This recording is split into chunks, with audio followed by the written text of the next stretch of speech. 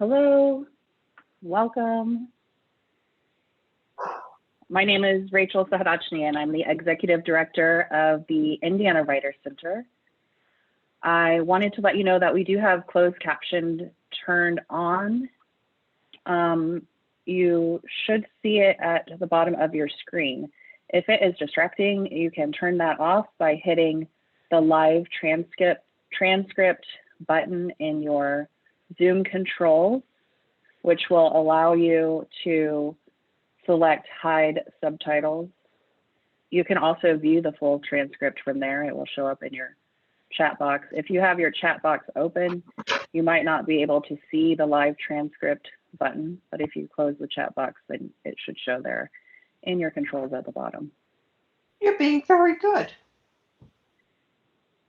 If you could mute yourselves, please, for the beginning of the program, and then after the reading, we will have a Q&A where you are welcome to unmute yourself to ask a question or make a comment.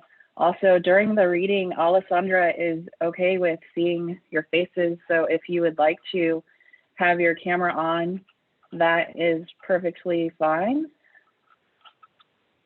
And right now I'm going to introduce Alessandra Lynch, who we are really excited to have this evening as our featured poet for her new publication, Pretty Tripwire. Alessandra Lynch is the author of 3 previous collections of poems: Sails the Wind Left Behind, It Was a Terrible Cloud at Twilight, winner of the Lena Mills Weaver Todd Award, and Daylily Called It a Dangerous Moment, finalist for the LA Times Poetry Book Prize, and winner of the 2017 Balcons Prize in Poetry. She is poet in residence at Butler University and lives in Indianapolis with her family, 4 cats, and a burgeoning backyard forest. And with that, we will bring Alessandra on.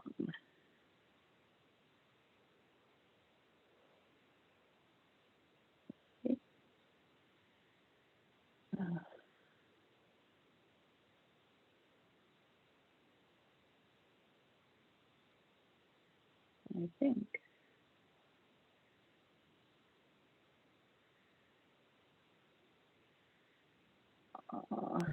Hi, everybody. Okay. Thank you so much, Rachel and Sarah, for setting up this reading, and generally for your dedicated work at the Indiana Writers Center. I'm so grateful for how well you've been nurturing poets and other artists, and I'm thrilled to be a part of this space that you've sustained, even in this kind of venue, which is a very strange venue. And thank you all, to those I know and those I don't, for being here to listen.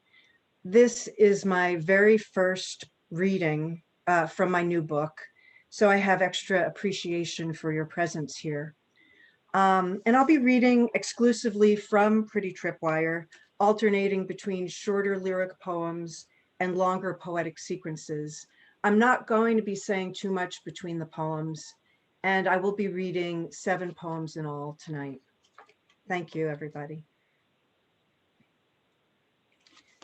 Meditation on Rain. In a blue collusion of dusk and rain, the skies darkly shaking like horsetails flicking off blood flies, as you'd try switching off half-truths that fed on your skin, their little bites distracting you from harder pain. Nothing a hoof could gallop from, nothing to ride here but air, coolly passing from stable to woods, each leaf a perforated heart, to the front porch of the blue house. As you ascend, the steps darken behind you. Night has its own quiet stepping. It is not an abyss, not amorphous as once you felt. How wavery the rain at the threshold.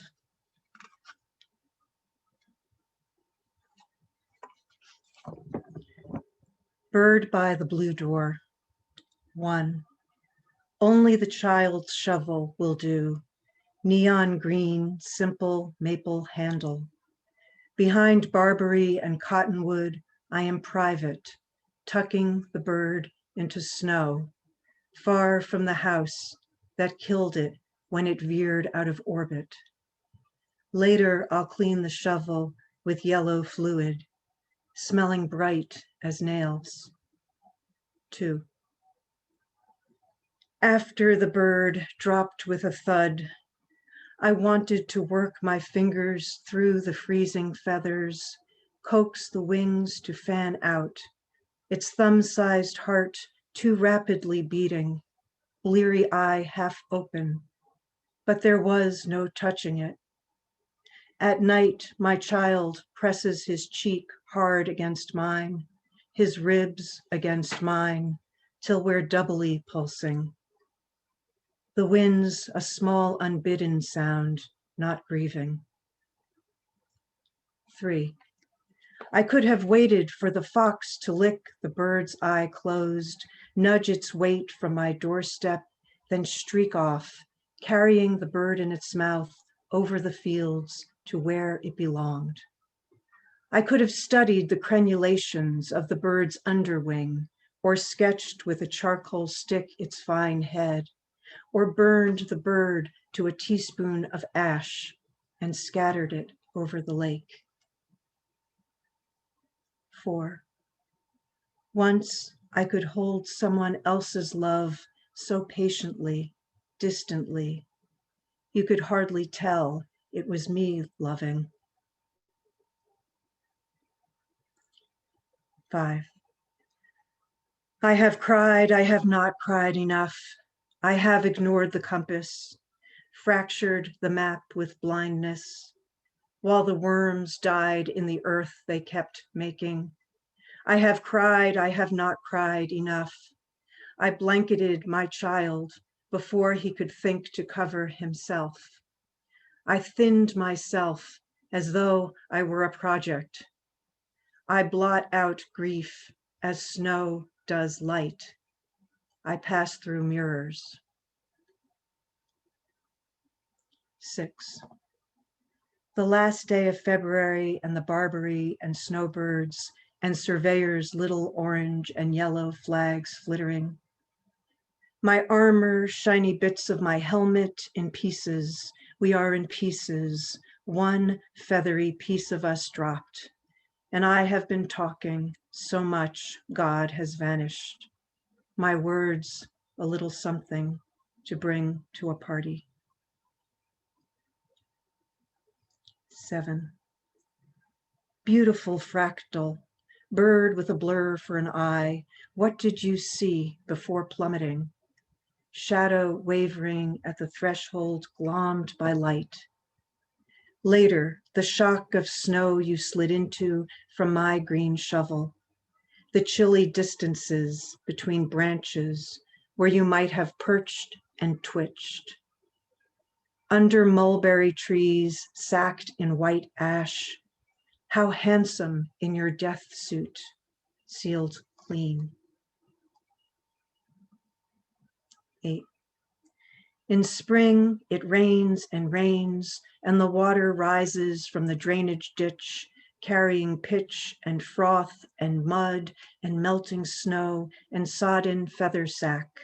The water spilling over the bank, over the creeping things, the ivy, snagging what it hauls itself over, dragging the bulk toward my house, pulling everything unburied closer to me, circling my ankles, insistently lapping.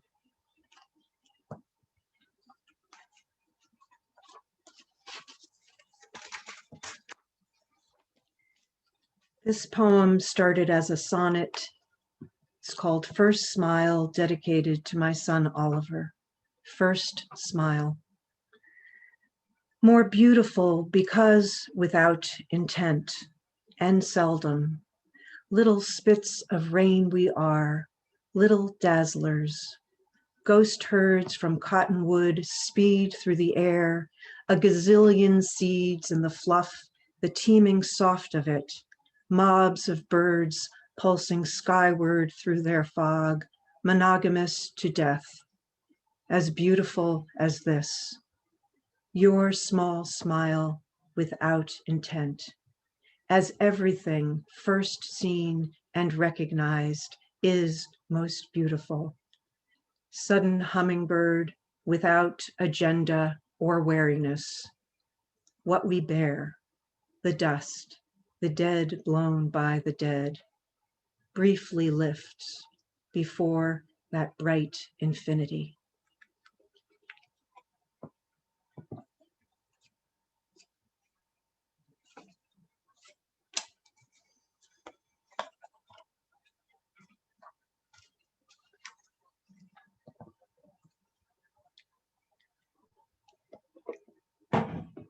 This time autumn. 1. Daughter I did not have, come to the colony collapse in our backyard. Wasps crawling in slow gold demented arcs over the hive, half glued to the branch, not eating anymore, not building their home. Move closer. The bewildered wasps don't break from their parade. And there's the brother you did not have, bolting joyfully across the grass, yelling about kites, life there, life and craving. Our wasps keep looping, making nothing of themselves. Remember tumbling out in ruddy clots and strings and rubbery approximations, this time last autumn.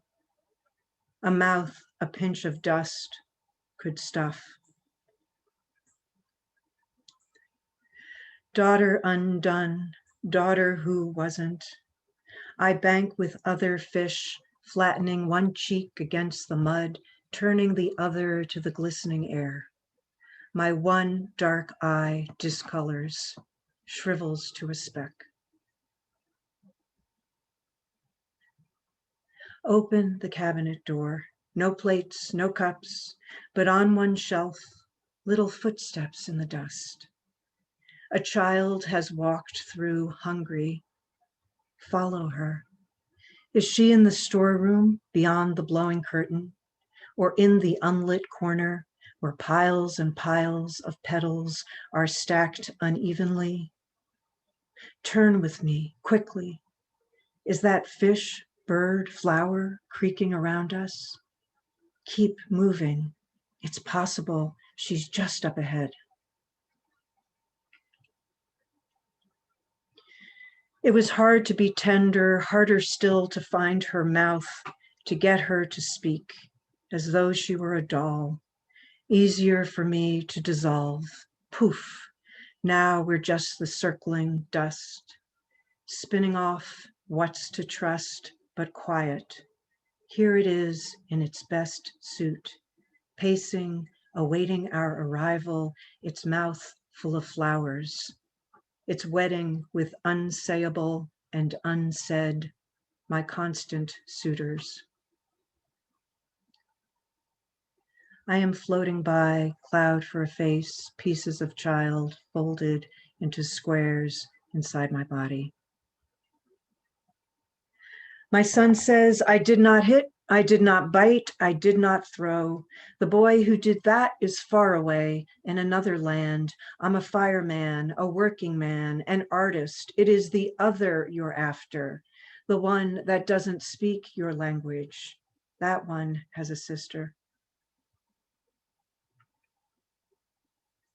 At a particular time, the baby ended, you ended. There was no calendar for it, no mark.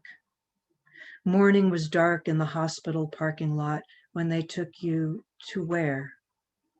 I wish I'd asked. I wished they'd given me a sack of you, a thumb sack I could stroke and carry in my watch pocket. When in the moth green gown, I looked up from the strap down, seconds after being sunk, I asked, are you sure she's dead? If so, Can you tell me why? The staff looked down.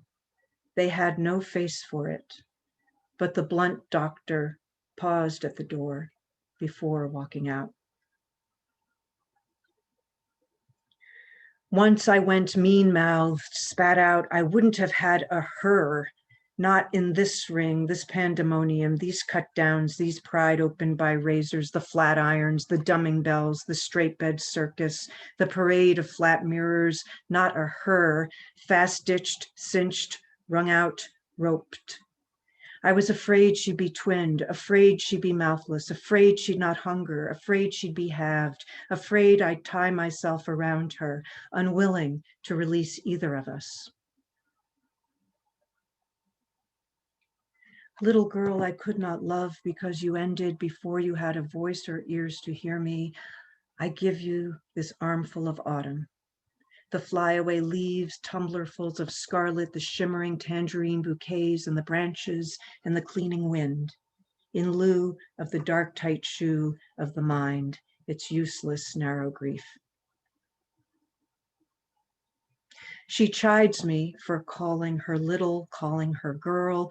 I was not even a thumb whirl, she cries. The leaves this time, last autumn, were bloody streaks of gold. She is the soft part of drapes I am looking through. She is the rain that lashes away from this, lashes at that. Sometimes she is patient.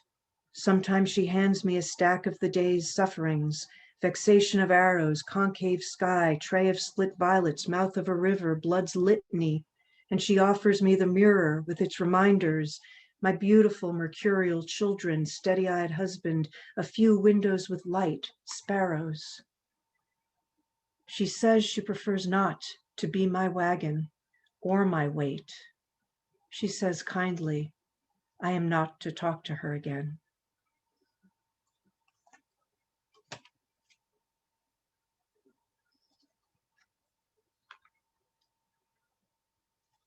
Reader.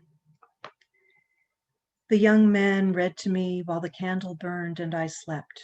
He was like a mother to me, reading through the night, the roughed up clouds breaking outside our dark window, sirens gathering red blurs in the dangerous section. He read the wrenched faces of flowers, the cursed birds. He read me into dream, a yellow door, a glass person. He read the rain splintering as it fell, so much of his life cleaving. He read the candle burning beside him, but he was also reading to the candle, reading to the night, reading to me as I slept, secretly a candle. The candle had a heat that hurried down, pulling everything down with it, pulling its own light down with it. It had pulled me to sleep and dream as his reading did. So much of his life cleaving. The words he read had returned from war, trembling, rich with blood, staggering from page to page, each a historical moment. The young man read me into a dream, horse in a glowing red field. Like a mother, he'd half covered me with his coat near the lamp with the broken shade, so much of my life fractured. In the closet beyond his voice, a row of glass jars, something in them slowly turning gold.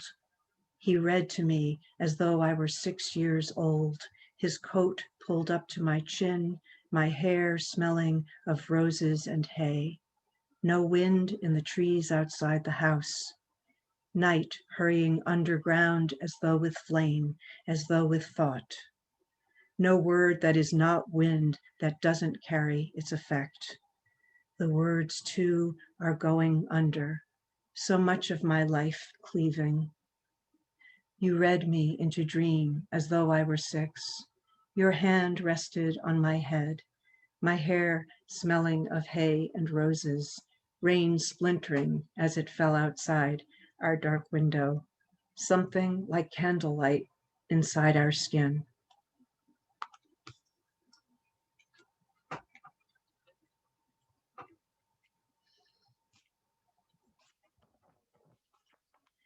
Excerpts from Thinning.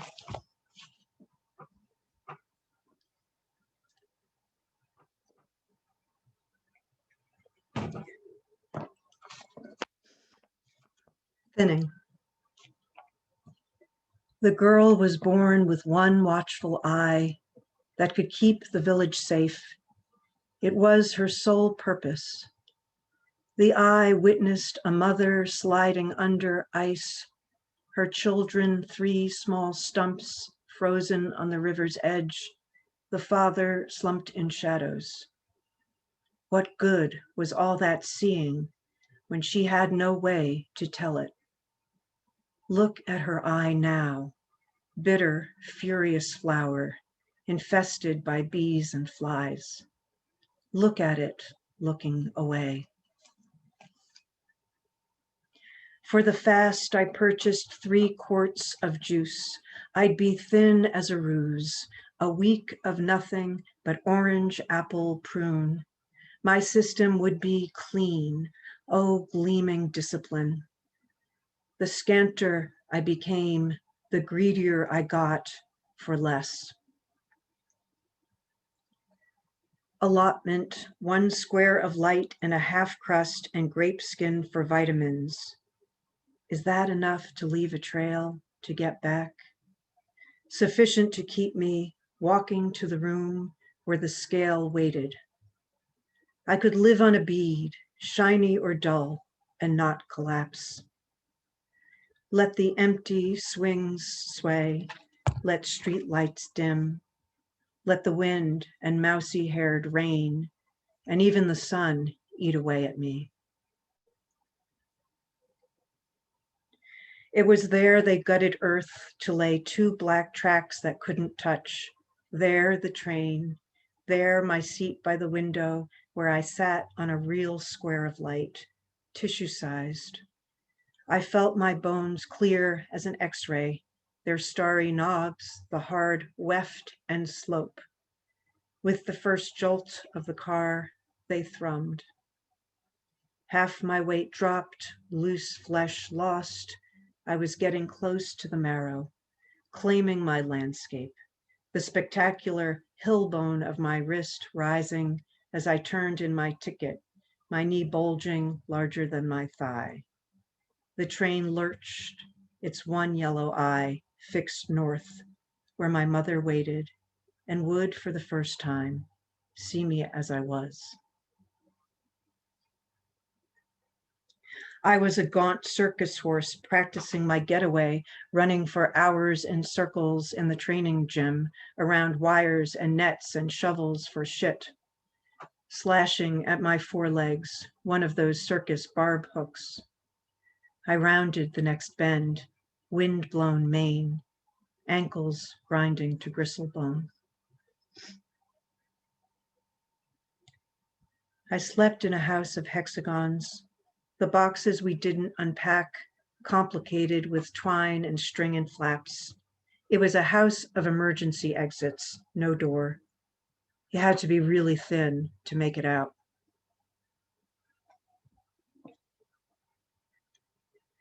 Once I so loved the tiny pink-tooled ballerina in the music box, I cut her off at the feet.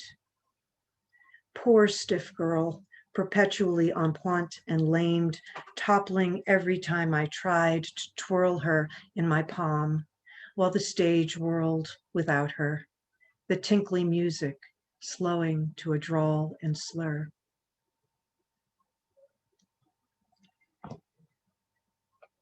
I thought I could make it out by tunneling through dirt, pushing my star snout through, leaving a wake of spider bits, root sprawl, and the horrified faces of my family standing at the mouth of the hole.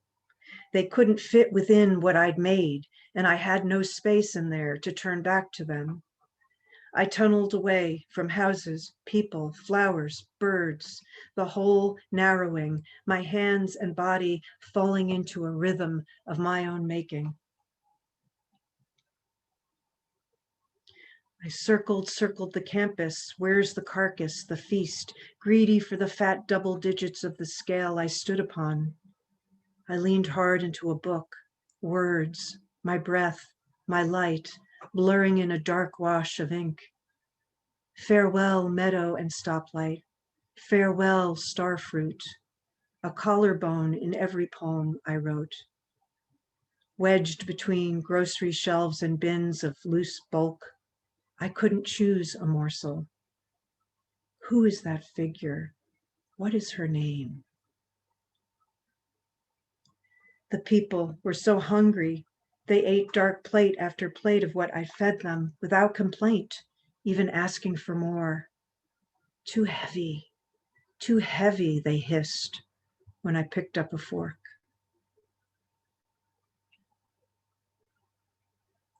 Is that a boy or a girl? The child asked her mother while looking at me. I became absolutely, perfectly silver in that moment. I turned sideways. I vanished. What was I that I chose not to float, that I lay thick with mollusks, my mouth filling with algae I neither swallowed nor spat, that I chose not to eat, like an animal sickened on the salt of upheaval? I believed each ounce I weighed had an equivalent grief. Or was I human, gagging what was salvageable? I made a god, annihilation. I offered her bones, and she ate nothing but fire, and whatever wind it was that failed in that moment to lift me from the dark strangle of weed and push an oar toward me. Remember the days of no calendar, no future, relying on the thin, quavery finger of the scale to settle on a low, stolid number, maybe 80 or 70, concave enough to hold the real jewel, to be glimmering pure and null. In a blur of dream, I imagined 60, the needle trembling leftwardly, lower, a near invisible stinger, hovering, clean, sharp, decided in its angle. One last shudder to the left. At the hospital's check-in desk, they took my name. My mother trembled, the nurse handing me the yellow wrist ID for the children's ward. You don't have to do this, you know, my mother cried. You don't have to go inside. We can go home. What do you want to do? Looking away from her, I turned down the shining corridor on my pin-thin legs, past the medics in green, the silver IV machines, tubes and sacks swaying. I carried my bag into the room. Thank you for the cherries, I wrote my father, my throat still too thick to swallow sweet bits. The girl in the hospital bed beside me scowling at my gift. The next day, the whole basket vanished. The girl brooded, skin marked up where she had tried to cut herself open. They pulled me back for what? She looked my way. Nobody gives a shit about me. Nobody visited her side those months, while mine surged with people and flowers and chocolate I couldn't eat. Have it, have at it, I said. But she took only one, watching me warily, calling me skinny as I folded myself up on the sill, looking out at brick and alleyway, dumpster and anemic yellow trees. On the day she tried to kill me, her hands scarred rough and tight around my neck, hissing threats, I hoarsely issued reasons for her to stop. I spoke with the calm of one who knows herself. But you don't even want to live, she cried, dropping her hands. And I took my first full breath. The women are trooping over hills through fields and rivers. They splinter as they stride, narrow between trees and sparkling. Their eyes harder than glass, than bone. Women trooping, brushing against railings and mirrors. You would think their elbows could cut through iron and glass, but iron and glass are smarting their calves and thighs and necks and lips. Even the rain is on parade, delicately tinkling and cutting the women ever so lightly as they troop and thin en masse over bits of glass and diamonds and caulk, bearing gleaming compacts of glass jars of chalk, a glimmering glass set. How brightly the women thin in the gloss, poised, swallowed by dumb reflective surfaces with a sheen that stuns. Oh, shining epidemic. When the sun drops low and the women lie safely abed, their skin covered by glittering gauze, their hard eyes focus solely on themselves as things that need thinning, weapons that will harm. In deep green spring, skeletal, draped in thick shawls, full sleeves. In my emaciation, kneeling in sweet grass, I was sealed, almost wholly, cloistered from men, from women. I had made myself genderless. Lovers sailed past, arm in arm, ample with flowers. I smelled the largeness of their skin, felt their hands, their lips. A bird inside me widened its beak.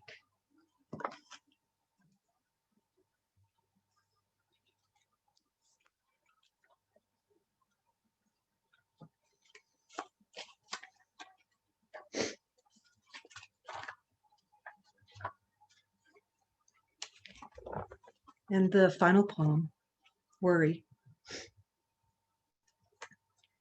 That bird, I thought an insect was a bird. Its tiny body throbbed with sound, fast heaving, clacking music. Was it restless prisoner of air or pioneer? Manic in the branches, its nest a worry of human hair, unstrung petals, who knows what, its throat insistent with insects and forest and wind, pulsing from branch to branch with the recklessness that comes from dread. It rattled between leaves till their spines shook. How do any of us survive the air, the manifold unseen, floating discharge of the living, flecks, tittles, smithereens?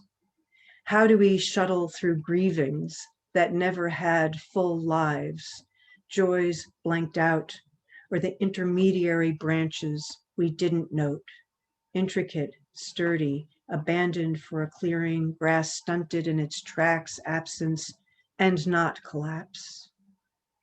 When you appear, we watch the bird in the quivering heat by a house where animals are glassed in, furniture shrouded, the natural light pushed out. We hold each other hard. That such a tiny heart can carry all that noise and fly. Thank you.